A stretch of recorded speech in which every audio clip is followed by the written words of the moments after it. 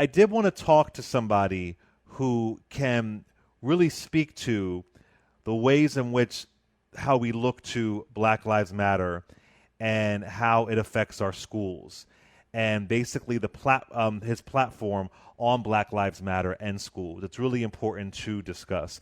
So let's bring on President of the Schott Foundation, Dr. John H. Jackson. Dr. Jackson, are you there? Yes, I'm here, Clay. Thanks for having me. Thank you for being here. All right, so for folks who don't know, tell us what the Schott Foundation is. The Schott Foundation for Public Education is a public foundation that was founded more than 30 years ago to resource grassroots efforts, efforts by parent-led organizations, student-led organizations, to provide all students an opportunity to learn. We use a race and gender-based lens in doing that work, and our focus is empowering the people most impacted by the change to be leaders of the change. Got you. So considering where we are right now with what's going on in the country, what's been happening for a very long time, how does that intersect with the Black Lives Matter movement and especially our schools?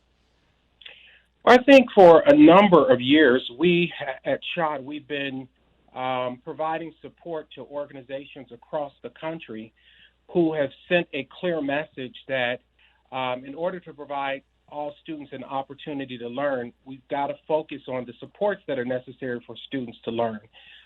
They've led campaigns that focused on counselors, not cops, supports, not suspensions. So this tone of providing the resources over resources that are dedicated to punish our young people has been a long-living campaign. And I think that it's come to a head in this current moment with what we've seen across the country. But it's not a new movement. It's a movement that grassroots organizations have been pushing in communities and around their schools for over a decade now. And so one of the things that you're asking for through it's the Schott Foundation. Am I saying it right? Schott, yes. Schott Foundation. All right. So one of the things that you're asking for, especially in Minneapolis, is no to police in public schools. Is that accurate? Yes. One of the campaign's affiliates for Dignity in Schools and Journey for Justice, they are asking for no police officers in the school. When you think about it, Clay, police are a strange fruit in a school setting. You expect to see teachers, you expect to see counselors, you expect to see coaches. You don't expect to see police officers in a school setting. So I don't think that their request is an extreme request. And when you think about it, police don't grow our democracy. They don't increase educational opportunities. They don't grow our economy. So to the degree that states and districts are spending more on policing or incarceration than they're spending on counselors and educators, they're already engaged in deficit spending. So the point there is these young people and parents are really just asking for the type of educational system that can provide all students an opportunity to learn. And how do you think it's affected these schools having police in public schools? What do you think has been the effect of that? Well, we've seen persistent and consistent disparities related to suspensions and expulsion. We've seen incidents in their reports around harassment that has occurred, much in the same way that we see in communities across the country. We've heard reports from young ladies around sexual harassment coming from officers. So it just totally changes the climate of the schoolhouse.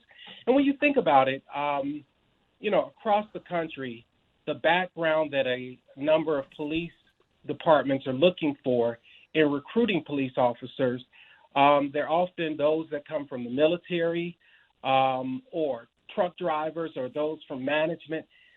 Those are not the types of experiences innately that we want in our schoolhouse.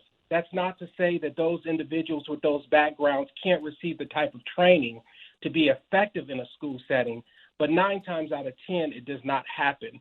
So we are bringing a policing element into what should be a growing educational environment.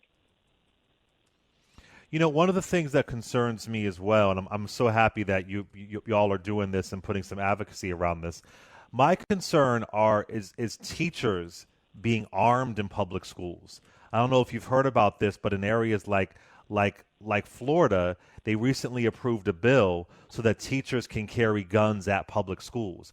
I don't trust anybody having a gun in a public school, especially a teacher when you have black and brown kids who are disproportionately punished, like you were saying. What are your thoughts on that?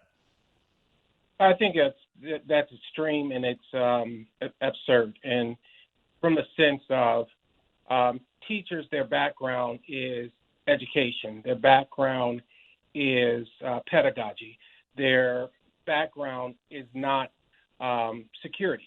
And quite frankly, there's no evidence that teachers having guns in the schoolhouse will make the schoolhouse any more safer, because that's just not the case. If you think about our communities, a number of these police departments have been given military grade equipment. They themselves carry guns, and we've spent millions of dollars on military equipment in our communities across the country, and yet we're still having this challenge of people, particularly African American people, feeling safe. So that should just provide us some insight on whether or not allowing teachers to carry guns will add to the educational environment. It absolutely does not. I think it's an extreme proposal, and I really hate to see that Florida is going in that direction, because it's in the opposite direction of creating a safe and healthy ecosystem where all students can have an opportunity to learn. So one of the things I like that you're doing, we talk about what are people doing, is anybody doing anything? So on the website, SCHOTT foundation.org, there is a 10-point plan. There is a 10-point agenda that people can do, especially people who are, I think you have more than 60 black CEOs, a statement urging people to make some demands. Tell us about some of those points in that 10-point plan to really combat racism. Yeah, so a group of black foundation CEOs, we came together through the Association of Black Foundation Executives, and we put together those 10 points. And the 10 points were directed to other foundation colleagues. And they really talk about our need to, in most foundations, we are really focused on what we do with the 5% of our resources, the grant making. But there's another 95% of the resources that are wrapped in our endowments, and ensuring that these foundations who are holding billions of dollars in their endowments are using those resources also in a way to support black communities. There are issues around housing affordability. There's issues around transportation. And your investment portfolio also speaks to, at a foundation level, should speak to your values. We talk about the need for foundations to invest in Black-led organizations and grassroots organizations. There's going to be a lot of money that has been committed and will be committed by corporate America over the next several weeks and months. And I think that that's a good thing. But let's ensure that those resources are going to the very organizations that have been in the street across communities, pushing, advocating, protesting, that led these corporations to respond. Often the case is those organizations in their capacity are left out because at times their voice can be confrontational. But that's what's necessary to get us to a point of increased humanity, a point of creating these social justice moments. So in that 10-point plan, we sort of lay out how corporations, and it's very applicable to nonprofit and for-profit corporations, can use their cash as well as their cachet to support this social justice moment. So where does voting stand in this plan? Because I think for me, and I mean, I'd love your thoughts on this. I say this all the time. Step number one, I think, step number one is getting Trump out of office because federally we really can't do anything. I think that we can, that's not the only step, of course. But what about mobilizing people to make sure that we have some significant change in November so we can give more power to especially other people who are coming up that have our interests at heart? I think it's really hard to do this with this administration who is literally saying when the looting starts, the shooting starts. Yeah, I think voting is an essential part of what we're doing. And it's not just at the federal, it definitely has to happen at the federal level, increase voter turnout, but it's also down ballot. We need to analyze governors and local mayors and county commissioners. They have to be challenged on their racial lens. Yes. And it's very important that we see a higher turnout.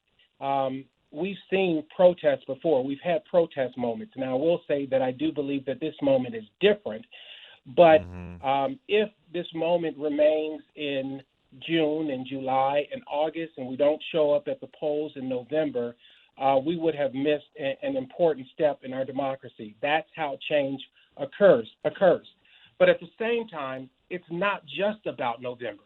This has to go beyond that election because someone will be elected in office, and those individuals have to be held accountable for carrying out this agenda. I often say that a democracy doesn't guarantee justice. Democracy is a vehicle toward justice. We need to use the vehicles of our democracy, voting, to create a justocracy, a system where the goal is justice, and we're using our voice, our First Amendment right, the ability to protest, our voting right, and all of these things to get us to a more just society. Yeah, and also democracy is fragile. These things can be taken away so quickly. I mean, these things are not permanent. So I think that we have to look at it that way as well. That we have to really it's a continuous fight. It's a continuous fight for this democracy. Y'all also have some good plans, some good points when it comes to COVID-19. We can't forget that we're still in the middle of a coronavirus pandemic, regardless of if it's warm outside. Talk to me about that. Yeah, funny thing, Clay, and I say funny in the sense that sometimes you have to laugh or you will continuously cry, that the very same people who are existing in a disparity moment in COVID are the same people that have to fight to hold the country accountable for racial justice and humanity. But we know that we have to go beyond this moment. We know that our students have to receive a high-quality education because a high school diploma and post-secondary diploma still remains one of the main economic stimulus. So in doing that, we have an opportunity here. Our country for decades have existed in a system where young people received about 180 days in their school year, compared to a Japan that's somewhere at around 220, or South Korea 243 days. And we've known for quite a while that our students haven't been given an appropriate amount of time to master the competencies that they need to be highly qualified. And so COVID presents an opportunity as we look at some of the learning loss that occurred because of this pandemic. It gives us an opportunity to reset and raise the question of, through a remote learning opportunity, how then do we increase the number of days and the amount of time our young people can actually learn? We know that we've got to address issues that are long overdue about addressing the digital divide. And the superhighway is a great thing if you have a vehicle that's on it. And too many students of color and poor students don't have a vehicle on the superhighway.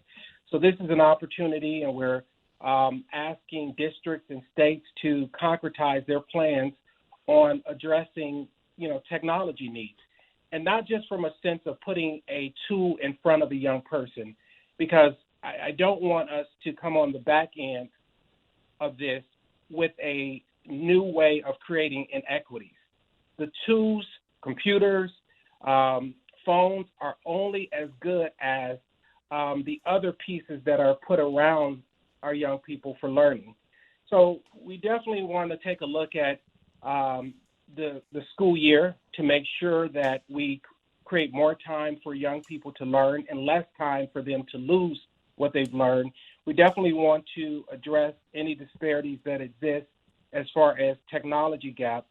And, finally, I'll say on this point, we're long overdue in ensuring that all states provide all districts with the resources that are needed for students to have a fair and substantive opportunity to learn.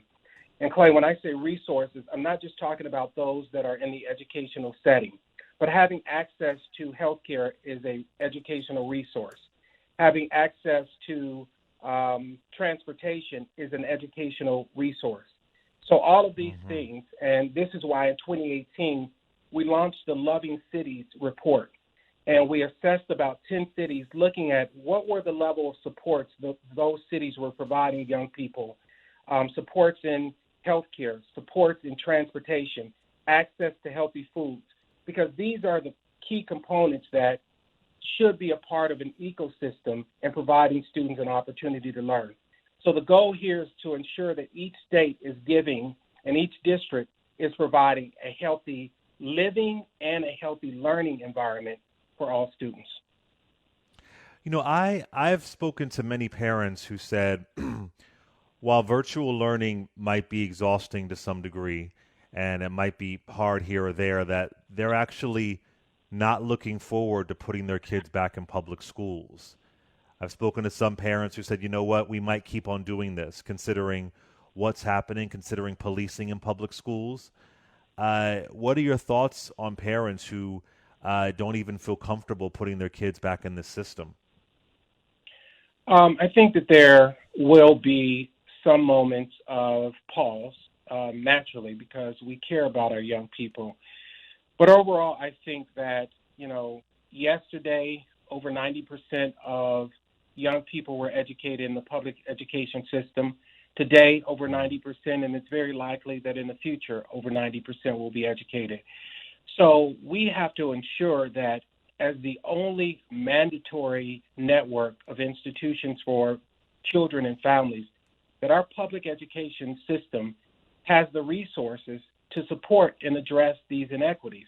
And what I mean by that, Clay, is there's an opportunity, because if we are able to fully connect the supports that are needed to provide students a healthy living and learning environment, connect those supports to our public educational system, it provides the best platform for us to address many of these inequities.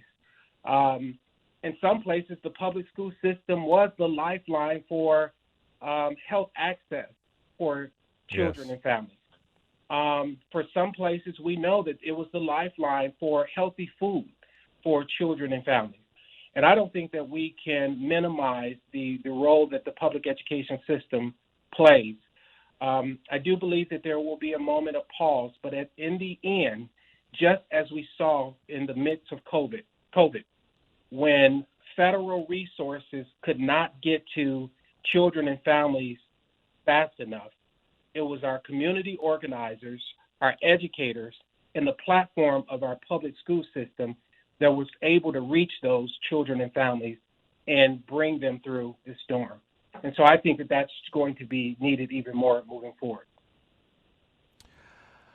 I think that this administration wants to end public schools altogether under Betsy DeVos. Do you believe that? Do you see that? Yes, I think that there are a number of institutions that they would rather privatize. It seems that their goal is to raid the coffers of the public budgets and move those resources into private institutions. And I think it's very self-invested. There's no evidence that that is a better move for America's children. And definitely there's no evidence that it works best for African American, Latino, and students of color. So I think you're absolutely right, Clay. There is an effort, but I'm glad that a number of grassroots organizations across the country have been pushing against that effort so that we can maintain every child's fair and substantive opportunity to learn through a public education or public educational system. That is another reason to get out and vote, Betsy DeVos. I just could not imagine this country not having public schools. That is just a terrifying thought to me. I cannot imagine that. And there are so many reasons to get out and leverage your power in a real way. Like you said, on a local level, it's not just the president, but with this administration, so many things are at risk. These things are so fragile. These things are not etched in stone. We can lose these things quickly. I want to thank you again for coming on the show. Again, Dr. John H. Johnson, part of the Schott Foundation, which is an education justice initiative working to build equity and opportunity for public education. How can folks follow you and support your work, sir?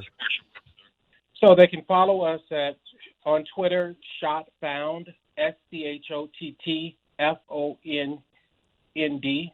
and they can follow me on Twitter, Dr. John H. Jackson, and you can reach all of our materials and resources. I'm sorry, online. Did I say Johnson? Did I say Johnson? Yes, it happens a lot of times. Oh, I'm sorry. Oh, Lord, John forgive Johnson. me. It's Monday. Dr. John H. Jackson. I'm sorry. Go ahead, finish. Yeah, I don't mind, Clay. John Johnson from Ebony was far more wealthier than I am, so I'll take it. Exactly. All right. So you can find our resources online at schottfoundation.org.